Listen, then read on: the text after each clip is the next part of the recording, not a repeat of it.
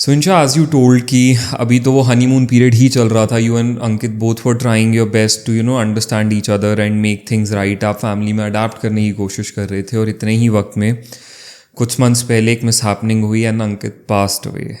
आई guess ये एक बहुत बड़ी चीज़ है और उसको लेकर, क्योंकि उस पूरे इंसिडेंट के बाद you are not active anywhere, आप कहीं एक्टिव नहीं थे और आपके जितने भी फॉलोअर्स हैं, जो लोग आपके कंटेंट को फॉलो करते हैं, आपकी लाइफ को जानते हैं, वो जानना चाह रहे थे कि एग्जैक्टली हुआ क्या. क्योंकि उसके बाद आपने कहीं पे भी एक डायरेक्ट इस चीज़ के बारे में बात नहीं करी. This is the first time you are talking about it. तो हम ये जानना चाहेंगे कि उस वक्त पे क्या हुआ, उस वक्त पे क्या चीज़ें हुई, कैसे आपको चीज़ों का पता चला, हाउ यू सॉ देम, ताकि हर किसी को जो आपसे जानना चाहते हैं उनको ये पता चले थोड़ा सा कि उस टाइम पे क्या हुआ. सो 19th August 24 राखी वाला दिन था जी. And I was not there when all of this happened. Okay. मेरे को सुबह घर जाना था अपने to celebrate Rakhi and Ankit had to go with his father and his grandparents to celebrate Rakhi on his side. Okay, तो आपको अपनी मॉम डैड के घर आना था और अंकित को अपनी फैमिली में जाना जी. सो इन द मॉर्निंग जब वो मुझसे पहले निकला, लाइक 10 minutes पहले वो मुझसे निकला, he hugged me and he said चल मैं चलता हूँ तो एंजॉय करियो. तो I hugged him and he left. Everything was okay, he was healthy, he was fine completely. मतलब I never knew that this would be the last time I am seeing him. तो वो मेरे लिए मतलब अभी भी you go back तो थोड़ा सा डिस्टर्बिंग होता है ये चीज़ सोचना कि काश मुझे पता होता कि वो लास्ट टाइम है मैं उसको देख रही हूँ.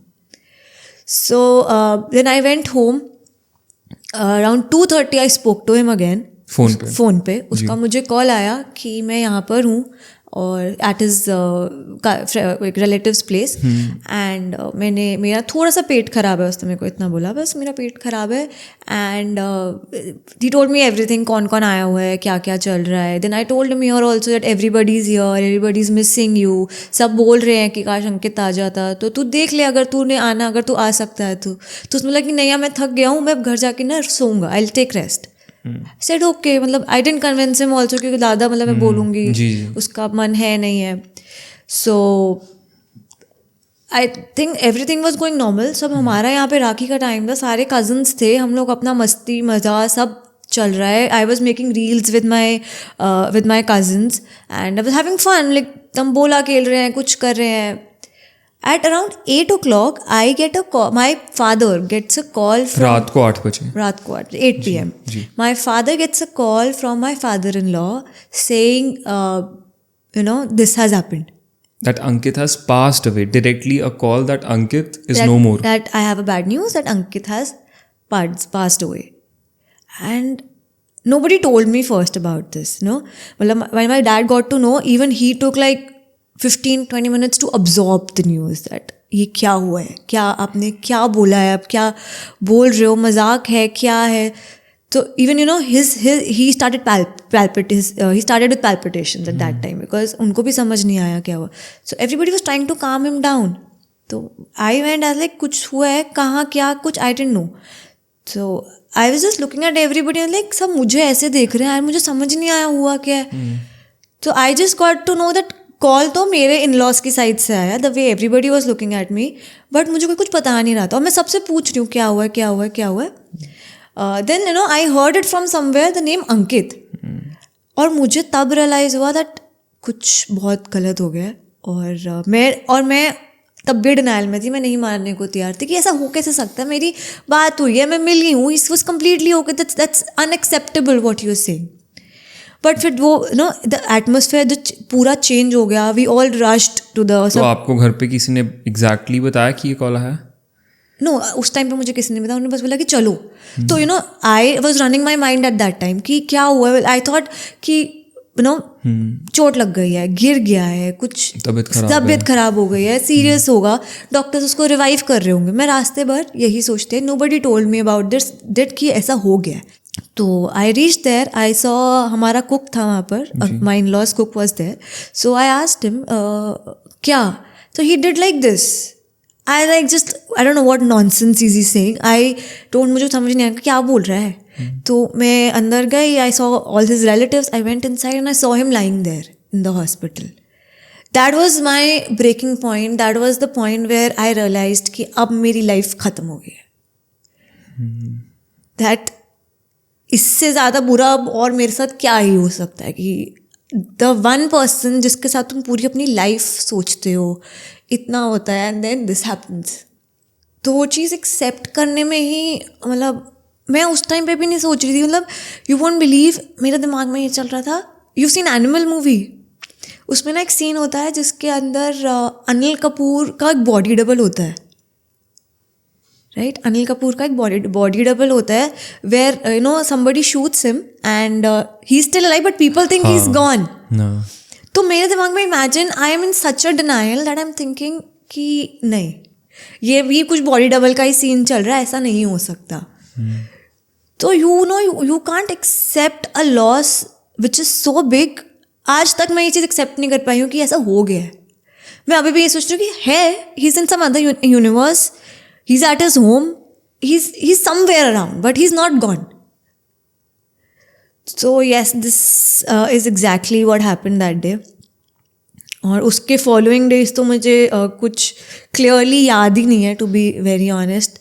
मैं शायद सोई भी नहीं हूँ for like 2-3 days. I haven't slept maybe 1 hour 2 hour अगर लग गई नींद तो, because I used to sleep, I used to get nightmares.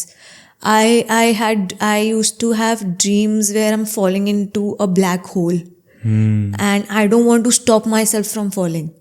मतलब मैं उठी हुई हूँ, मैं सो भी रही हूँ and I want to wake up but I don't want to wake up. I was like ठीक है, मेरी लाइफ में तो कुछ बचा ही नहीं, let me just fall into wherever I'm falling.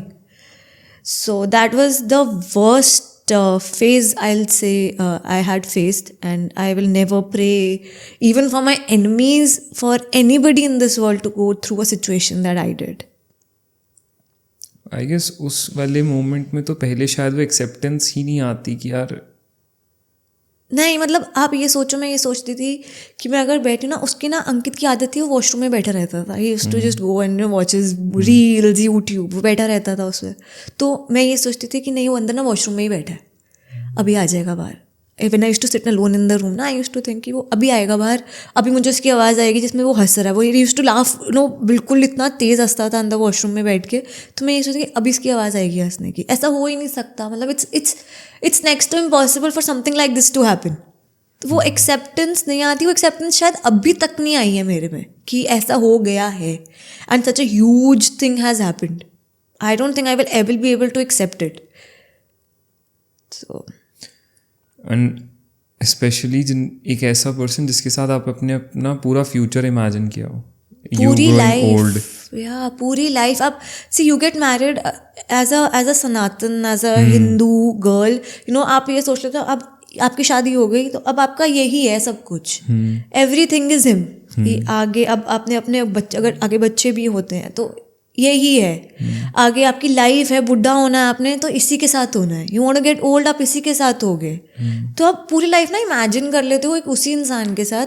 तो अब तभी आप अपना 100% देते हो उस शादी के अंदर कि आप उसको इस तरह से मोल्ड कर लो शादी को जहाँ पे both the partners are comfortable, so that it's a thing that you can go ahead आराम से और without any problems, and you have good understanding of each other. और वही चीज़ आपसे जब छिन जाती है ना बैठे बैठे, मतलब जहाँ पे आपकी कोई गलती नहीं है, आप बस फिर भगवान जी से ये पूछते हो कि मैंने किया क्या था, आपने मेरे साथ क्यों किया ऐसा, आपको मतलब मैंने आपका क्या बिगाड़ा था. यू फाइट विद गॉड कि इतना तो बुरा नहीं मैंने किया होगा किसी का जो आपने मुझे इतना बड़ा सज़ा दी है. So yes, I think this is life. Life is unpredictable. बहुत कुछ सीखा भी है मैंने इस सिचुएशन से कि how life, you know, you can't really rely on life. You don't know what is your next moment. You're here or you're not.